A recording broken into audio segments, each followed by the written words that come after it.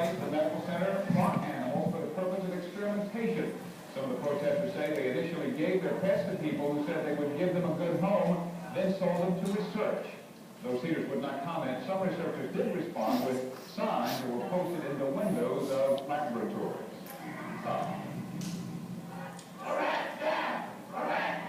Today, the shouts of protest were aimed at the research lab of Cedars-Sinai Medical Center. Can everybody hear it? A plane circled above, trailing the message, "Stop Cedars Animal Auschwitz." Chanting sign-carrying demonstrators below faced off with dozens of helmeted baton-armed police. Activists with the group Last Chance for Animals accused Cedars of obtaining and using pets for medical research. Specifically, they claim to know of 31 dogs which had been bought by the hospital from a Valley kennel, a kennel which had promised pet owners it would find the animals new homes. What we want is somebody from inside to come out here to speak to this young lady right here, whose dog has been killed there, and explain to her why it was taken. The pets in question have been given to unscrupulous animal dealers who promise to provide a good home, but in reality were selling the pets for experimentation. 3 of the demonstrators said their animals had ended up at Cedars.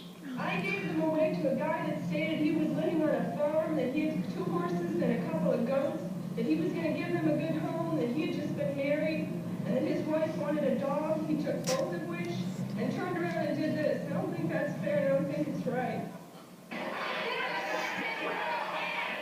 Members of an organization called Last Chance for Animals demonstrated at UCLA today, calling for an end to animal experimentation. But while this protest went on outside, a small group defied authorities and broke into the school's animal lab. Inside, they found dozens of cats with electrodes on their heads. Anti-vivisectionists say this is evidence that these animals are being treated in a cruel manner. We want to prove on scientific grounds that their experiments are fraudulent. What they're doing is unscientific. It cannot be applied to humans. Animal rights demonstrators were out again today in front of the UCLA Medical Center. They want a total ban on animal research, and they think they advanced their cause with yesterday's picture-taking raid at UCLA's Brain Research Institute.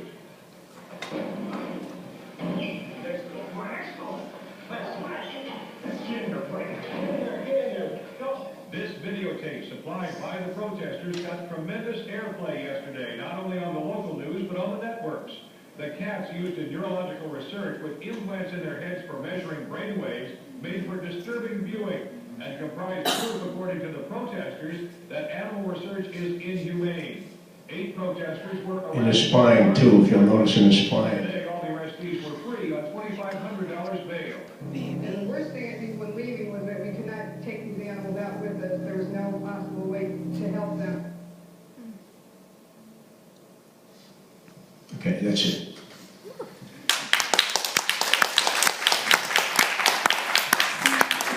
Now, here's the sad part about it. We have demonstrated there so many times. We've been arrested there. I've been arrested 12 times at UCLA and Cedars-Sinai. I've served time in prison, in jail, in LA County Jail 4 times. With all the demonstrations that we've done year after year, the following year we took over the chancellor of UCLA's office and we barricaded ourselves in there. And were you at that one?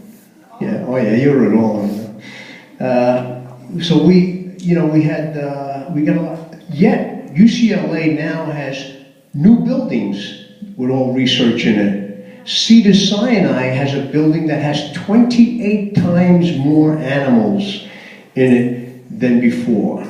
So, vivisection needs to be exposed and it needs to be worked on. And I only can urge the people that are here to please support sane and get more active in vivisection. It's an issue that needs to be dealt with.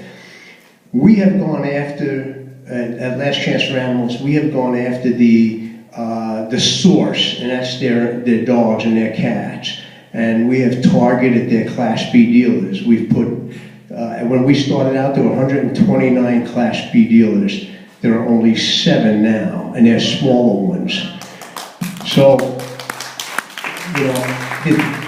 but there's still 7 and we have a bill in Congress called the Pet Safety and Protection Act, and we cannot get that damn thing put through, even though we're working with HSUS and Animal Welfare Institute.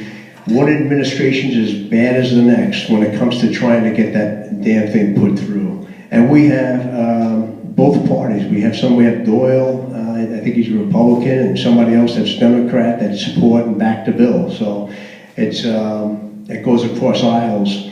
I'm going to open it up, first of all, for any questions on any of these tapes or anything. Anybody have any questions? Yes, back there.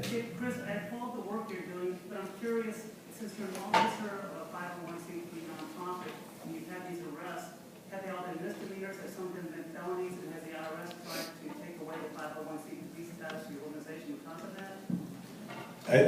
Well, there's nobody, oh, you mean when we broke into the laboratory? No, no one tried to take away our 501c3 at the time, because all we didn't do anything really, it was trespassing. They charged us with felony burglary, but that didn't stick in court, so all they can get us on was trespassing. And we exposed something that was absolutely horrendous. This break-in, when Dr. Stewart kicked in the door, that news went around the world with CNN.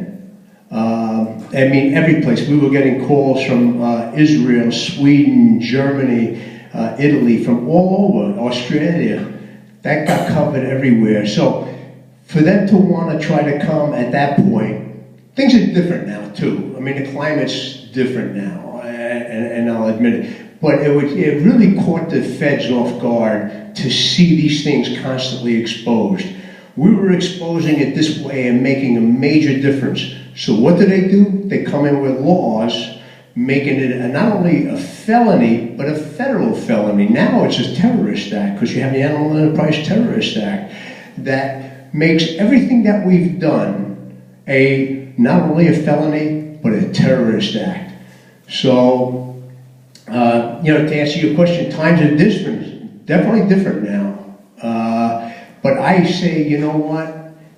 Just like Camille said, just do it. Just get out there and do it, and deal with whatever you got to deal with later on. It's the right thing to do, so you need to do it. I think I'm being hoisted off here. Any more questions before? Yes. Security. It was different back then than it is now.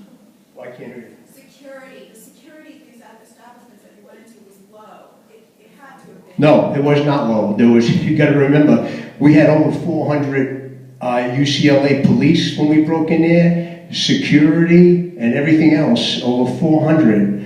But we set up diversionary forces. And even when we actually got in there, I had one more diversionary force of a woman that worked there, and she was at the last minute we would use her. But I think I had 5 or 6 different diversionary forces going on all at one time. So you got to think about all these things. You got to think ahead. You got to really plan it. And today it's a little bit more difficult, but there was no precedent back then. You got to remember. Now at least there's precedence. You can do it. The thing is, you can do it. It just takes a little more planning, a little more thinking, a little more creativity. Michael? I think we need to move on. Okay. I'm done. He's throwing me off.